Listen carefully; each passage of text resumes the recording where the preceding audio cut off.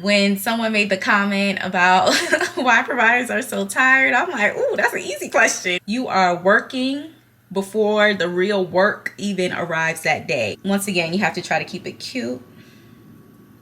You have to try your best to keep it together. I'm telling you, as soon as you think your bottom's getting a little warm in that seat, it is time to get up. Kids are small, but baby, kids are mighty. Okay, I dodged the saliva, but I'm telling you, that in itself can be tiring and exhausting because this is the real world. And let's be honest, not everybody is gonna be the friendliest.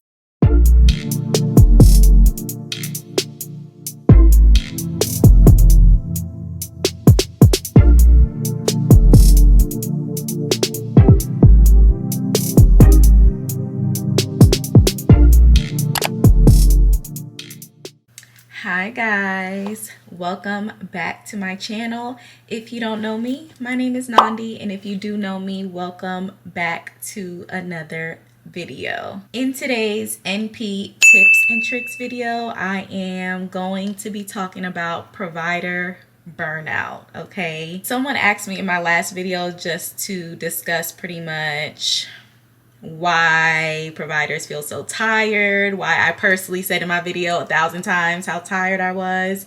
And in this video, I am going to be discussing all the reasons why. Before we get into this video, huge disclaimer. Once again, I am speaking about my own personal experiences, my own journey, my own feelings.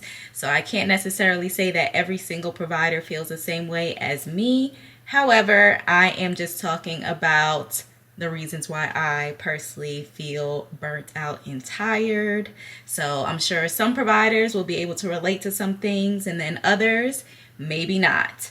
Once again, I know you guys all know this, but there are different specialties. There are different things that you can do as a nurse practitioner. So I cannot speak for everybody. I can only speak for myself, Nandi.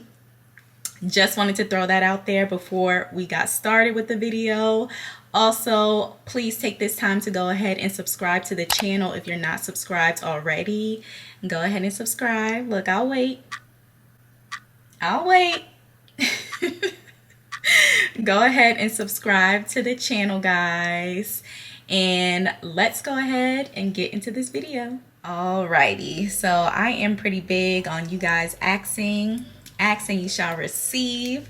When someone made the comment about why providers are so tired, I'm like, ooh, that's an easy question, you know? So definitely wanted to take the time to film this for you guys. So let's go ahead and get started. The first part of this video, I will say, are things that I have talked about before.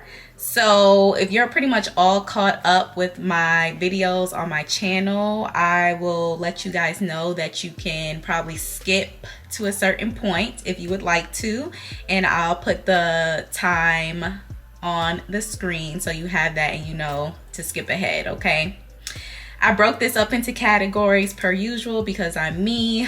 All my notes are on my phone. So yeah, let's go ahead and get into it. Category number one as to contributing to the burnout. Let's talk about the workload. So I've said this pretty much before on my channel. We typically see at my office anywhere between, I say 20 to 30 patients a day.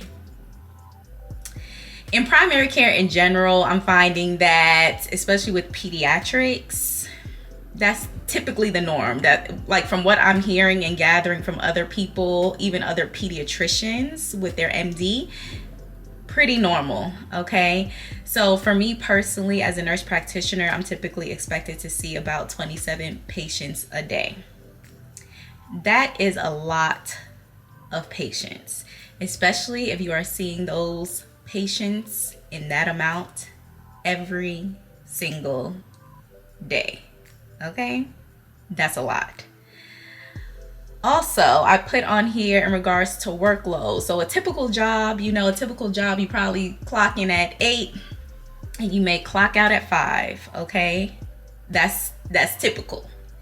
As a provider, what you guys will see in my videos, if you have not picked up on that already, I am charting before patients even get there majority of the time, and I'm catching up on charts from the day before, maybe 2 days before, depending upon how many patients I see that week. So pretty much what I'm trying to say is you are working before the real work even arrives that day, your patients that are on your schedule for that day.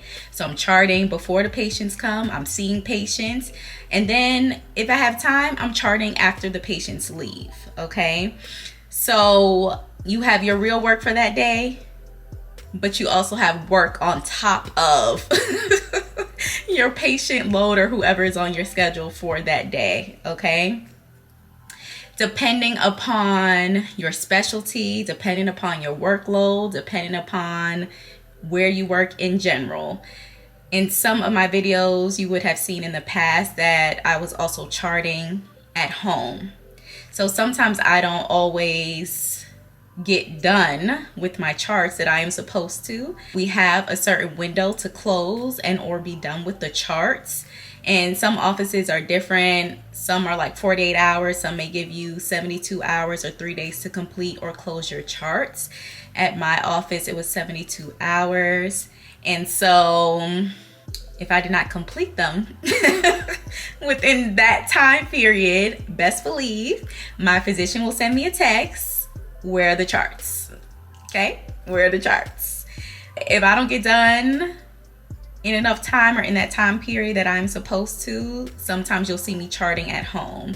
And a lot of people say this like, you know, you don't necessarily want to do that. You want sort of the place that you rest to be the place that you're able to rest. So, you know, if you want to stay late, depending upon where your office is, and finish all your charts that day, there are a lot of providers that do that because they don't want to chart at home. However, you know, sometimes if it's a large patient load for me that week, sometimes I will have to chart at home. That can also take a toll. You may, not every provider, but you may quote unquote be on call, especially if that is within your contract. I would say the 2 pediatric offices that I have worked for in my contract, I was not necessarily on call, right? However, you are a provider, meaning, you know, if you are not in the office and one of the other providers has a question about a patient, if one of the other providers needs something from you, regardless of whether or not you are in that office, baby, you have to pick up that phone call. So yes, I'm not technically on call, but I'm on call. I am a provider. I am on call. If somebody calls me, I must pick up. So that goes into something that I have talked about before in regards to never really being off the clock. And I say that because when I'm not in the office, I may still have to check up on patients because I'm the provider.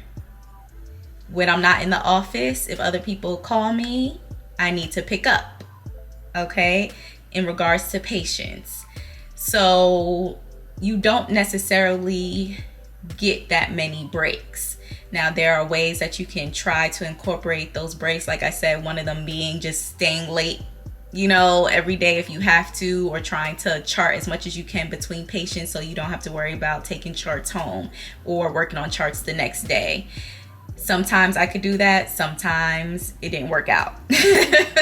There's not that many breaks being a provider, in my opinion. Okay. Second category that we are going to talk about that can contribute to burnout is the work environment. I mentioned this in, I believe, my video after leaving my first pediatric job. To me, it is very, very, very, very, very essential that you try to find a work environment that is a good fit for you. What's a good fit for me may not be a good fit for you. So you have to know what is a good fit for you. And one thing I will say is dealing with other healthcare professionals, whether that's your physicians, whether that's, you know, physician assistants, your medical assistants, your nurses, whoever works in your office, You want to be in a good place where you have that teamwork environment, okay, and everybody's working as a team. However, we are all human. We all have different personalities. We all have different ways of dealing with things. As a provider, you have to sometimes form those boundaries with people in regards to certain things, in regards to pretty much standing on business and people knowing not to play with you, okay? There are times. There are times when dealing with others, when dealing with other healthcare professionals where... Be nice. I'm finding it. It take you that long to find it? It does.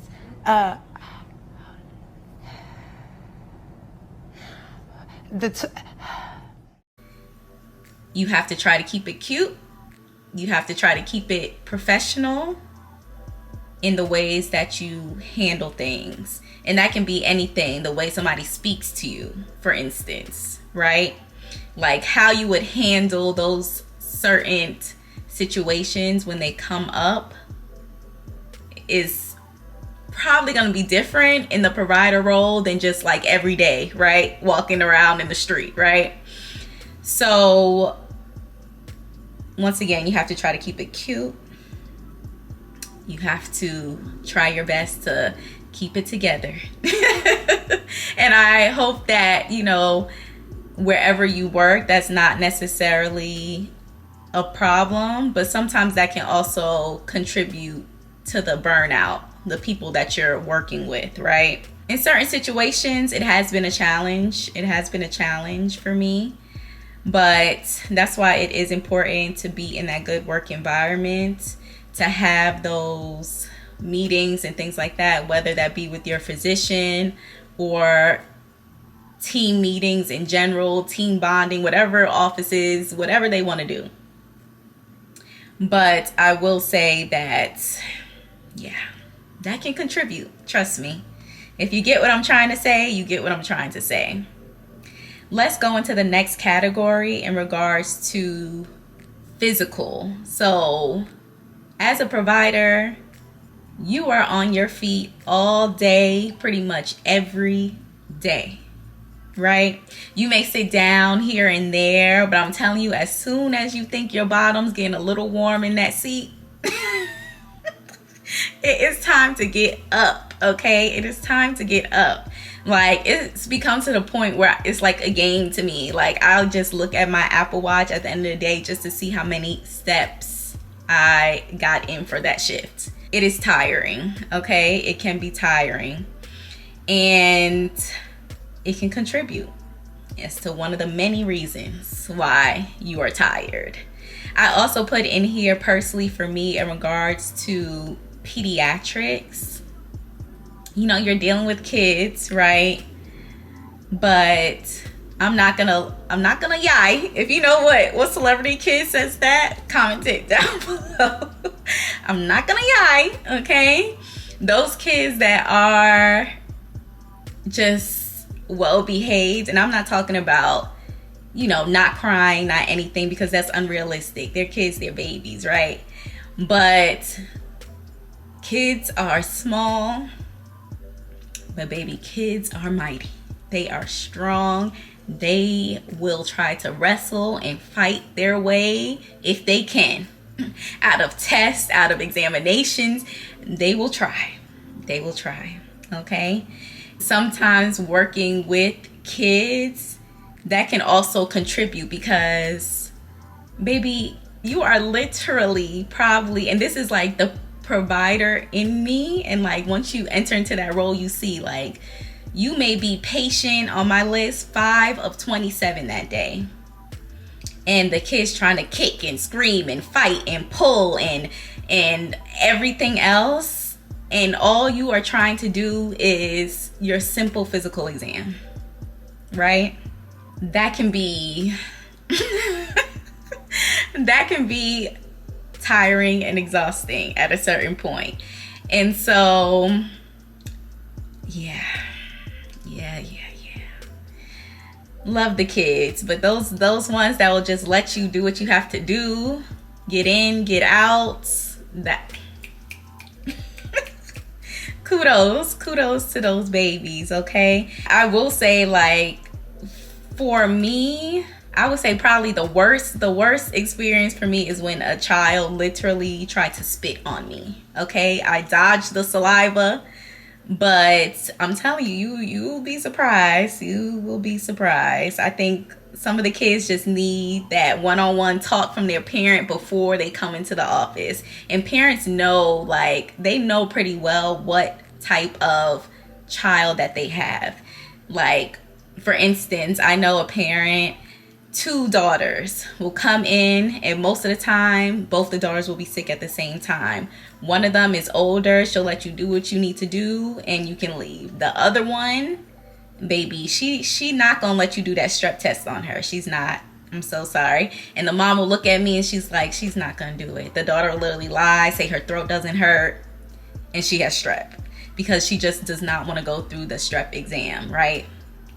So in those cases, that's also the time, if you're dealing with children or pediatrics, you just have to form your boundaries. Like, it just became so important. I'm just like, I asked her, because she's old enough to tell me, are you gonna cooperate today? Like, are we gonna let us do it? She'll look at me in my face and be like, no. And I'm just like, okay. And that's your time as a provider. You sit there, you educate. This is what to expect if things get worse. These are the things to look out for. If she does get any worse, you can try to bring her back. We can try to do the test, or you can take her to the emergency room.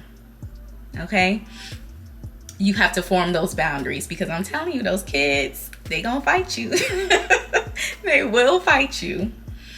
I will also say, adding on to physical things, my particular practice is old school.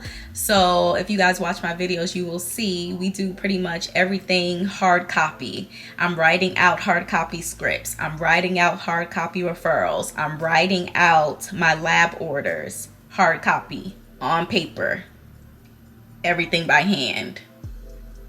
That can also add. That also adds, baby. Adds on to the tiredness for sure. Next category that I'm going to be talking about is just mental. Okay, another reason why some providers feel exhausted. As a provider, you are critically thinking all day. Okay, and that's a part of your job. Like, it's not a job where you can just sort of be free and just, you are thinking. And 90% of the time, you probably are thinking hard, okay? At least I can say probably until you are, like, there are some providers, maybe years, decades of experience, that hard thinking, it probably becomes a little bit easier after a while. But I will say, if you are a newer provider, a lot of the things you're thinking about, you're thinking hard, like, because you want to be sure that you're trying to treat your patients as best as you can. You want to be sure that you're diagnosing them appropriately, everything, right? So even when I'm seeing each patient, like, even here are my notes, and they teach you that in school too. Like, every single patient that comes in with any type of chief complaint, you are supposed to be creating this differential in your head, right? And if you're not already a provider or a nurse, so your differential diagnoses is pretty much everything that could potentially be wrong with the patient. So I'll give you an example. Patient comes in for cough. That's one of my least favorite things. Parents bring their kids in. He's had a cough for like ever. Like, as a provider, right? I'm thinking, okay, Jimmy has a cough.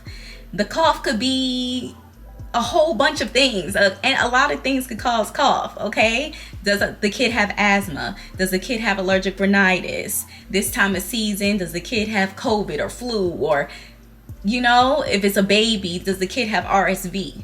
A cough can be so many things. So you're constantly thinking about those things. You are constantly making decisions. You are the decision maker. On top of that, right? Like I said, especially for me, we do our scripts by hand. In my last video, you also saw me calculating medications on my phone calculator, right? So you're trying to basically do math. You're doing math, right? You're doing math all day, trying to figure out how much amoxicillin to give Timmy, okay? Like, you're constantly using your brain, right?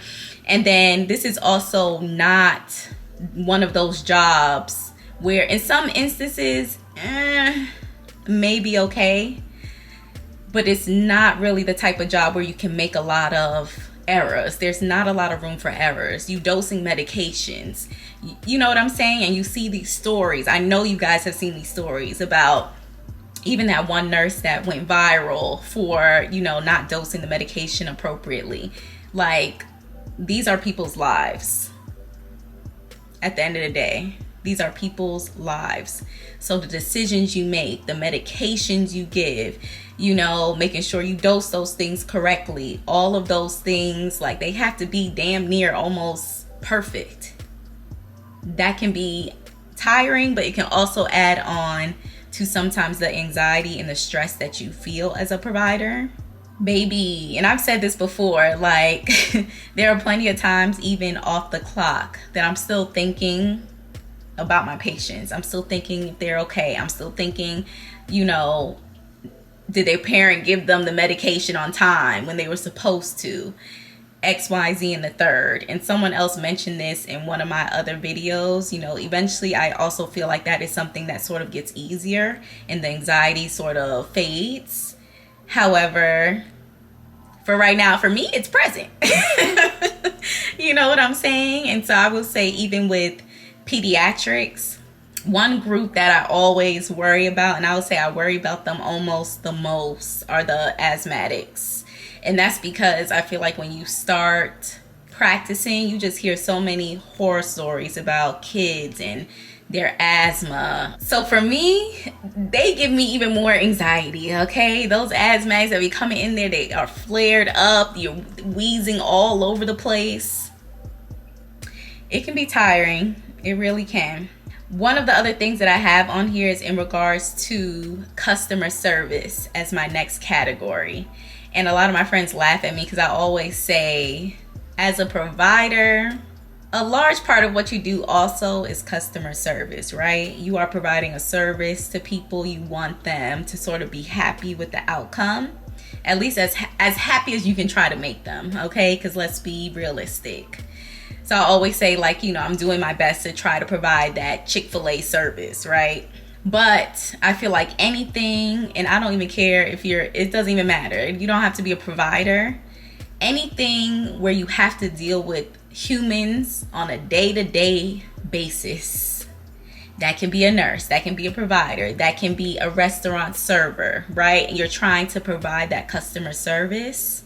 That in itself can be tiring and exhausting because this is the real world. And let's be honest, not everybody is gonna be the friendliest. Not everybody's gonna come in there grateful and thankful that you cured their child that day, okay? So once again, dealing with other people, and I guess that's also why, you know, some people, I don't know, everybody just talks about pediatrics in regards to saying, like, you know, you kind of have two patients, right? Because you're dealing with the actual patient, the child, and you're also dealing with the parent. And dealing with sometimes the children, if they fighting you off, and sometimes also dealing with the parents and however they may come into that office, whether that is having an attitude or whatever.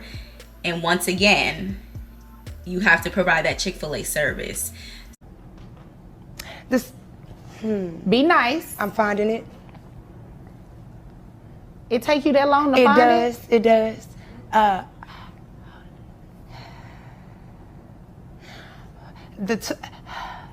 So sometimes you have to try to keep it cute,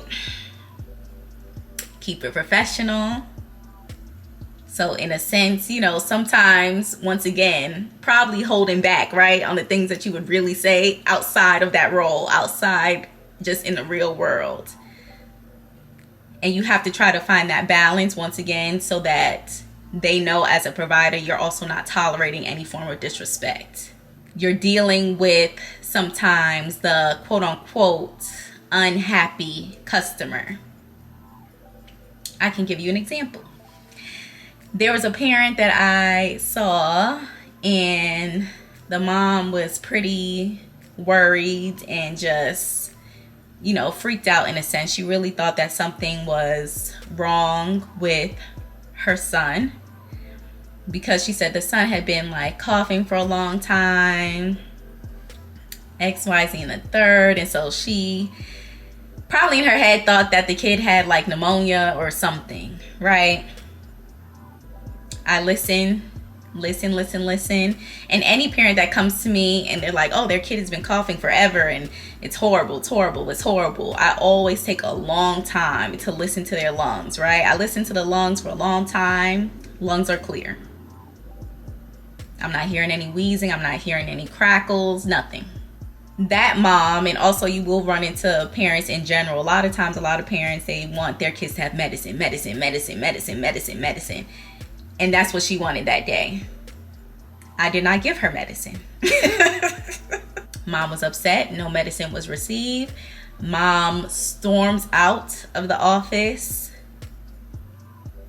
She literally slams the front door of the office so loudly that apparently it was shaking things. By the time this happened, I was already in the next room with the next patient, right? Crazy work. And you have to be mentally prepared for those things. Even if, you know, it's not pediatrics, you have to be prepared on dealing with human beings on a daily, dealing with unhappy customers on the daily. Because once again, this is the real world.